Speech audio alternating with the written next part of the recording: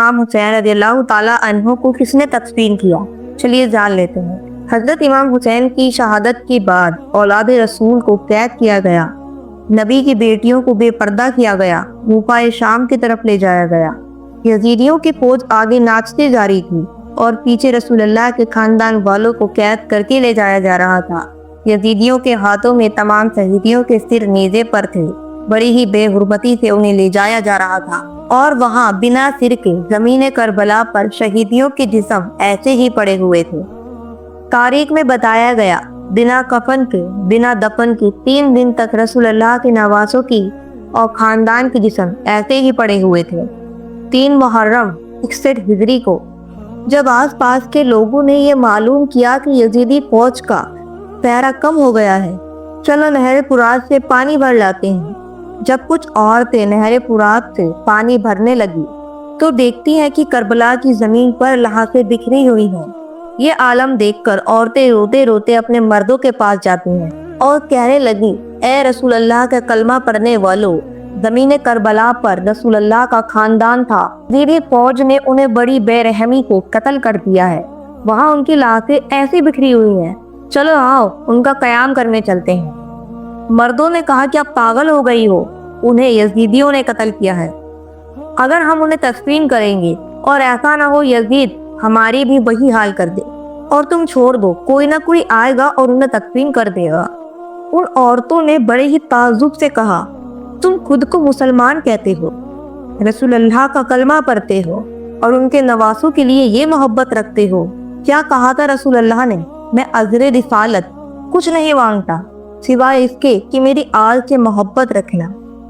औरतें बोलने लगी, तुम मत जाओ, हम जाएंगे रसूलुल्लाह के नवासों को तदफीन करने। जब बात यहाँ तक पहुँची तो उन मर्दों की गैरत जाग गई। वो औरतों के साथ ज़मीन करबला पहुँचे। देखते हैं कि किसी का तो सिर ही नहीं है, हम इनको किस तरह तदफीन करें। वो एक बड़ा सा गड्ढा खोदने लगते हैं। वो गड्ढा खोद ही रहे थे कि लोग देखते हैं कि एक शख्स घोड़े पर बैठकर आ रहा है। उन्होंने समझा शायद कोई सिपाही है। पूछने लगे कि तुम कौन हो? घोड़ा सवार रोकर कहने लगा, मैं रसूलुल्लाह के नवासे का बेटा हूँ, मेरा नाम अली जैनुल आबिदीन है। इमाम जैनुल आबिदीन कौन थे? आपको बता दूं, इमाम जैनुल आबिदीन वो शख्स थे जिन्होंने करबला का पूरा मंजर अपनी आंखों से देखा। इमाम हुसैन के बेटे हजरत इमाम जैनुल आबिदीन थे, जिनको जंग करने की इजाजत नहीं मिली थी क्योंकि वो बहुत ज्यादा बीमार थे, तो उन्हें जंग करने की इजाजत नहीं मिली थी और उन्होंने करबला का पूरा मंजर अपनी आंखों से देखा। जब यजीदी फौज ने इमाम हुसैन के खेमों पर हमला किया, औरतों को वो खेमों से बाहर ले आए, तो उनके साथ जैनुल आबिदीन भी थे। इमाम जैनुल आबिदीन ने रसूलुल्लाह की अबा बिछाई और ज़मीन करबला के इमाम हुसैन के जिस्म के टुकड़े ढूंढने लगे। इमाम हुसैन की कहीं से उंगली मिलती है, कहीं से इमाम हुसैन का पाँव मिलता है, कहीं से जिस्म का कुछ हिस्सा मिलता है, कहीं से इमाम हुसैन के कंधे का गोश्त मिलता है। बस इमाम हुसैन की जिस्म के टुकड़ों को इकट्ठा करते हैं और रसूलुल्लाह की अबा को जमा करते हैं। जब जमीन को थोड़ा सा खोदते हैं तो वहां पर पहले से ही कब्र खुदी हुई होती है।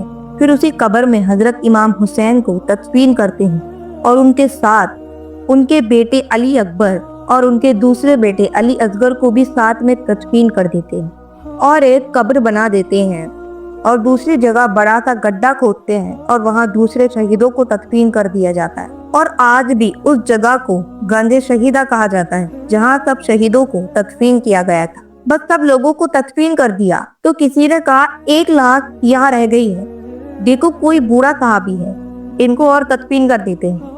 तो इब्ने जैनुल आबिदीन रोने लगे और बोले, ये हजरत हबीब इब्ने माज़हिर हैं, अल्लाह ये चाहता है हम इन्हें ऐसी जगह तदफीन करें जब भी कोई इमाम हुसैन के पास आए तो पहले इन्हें सलाम करे। फिर आपने जनाब हबीब को भी तदफीन किया। सब लोग वहां से जाने लगे तो अली जैनुल आबिदीन कहने लगे, रुको, एक शख्स रह गए हैं। लोगों ने कहा, किधर? हमें तो कोई नजर नहीं आता। इमाम जैनुल आबिदीन ने फरमाया, आओ नहर फुरात की तरफ। जैसी जाने लगे तो एक बाजू नजर आया और थोड़े कदम बढ़ाए तो दूसरी बाजू नजर आई। 2 कदम बढ़ाते हैं तो देखते हैं इमाम इब्ने अली अब्बास नजर आए। جناب عباس علمدار کو انہی کی جگہ تدفین کر دیا گیا جہاں سے وہ گھوڑے کی جین سے زمین پر آئے تھے۔ آج بھی کربلا میں عباس علمدار اور امام حسین کی مزار آمنے سامنے ہے۔ سلام و رسول اللہ کے کنبے پر، سلام و رسول اللہ کے فرزند پر، سلام و ان شہیدوں پر جو 3 دن تک زمین کربلا پر ایسے پڑے رہے۔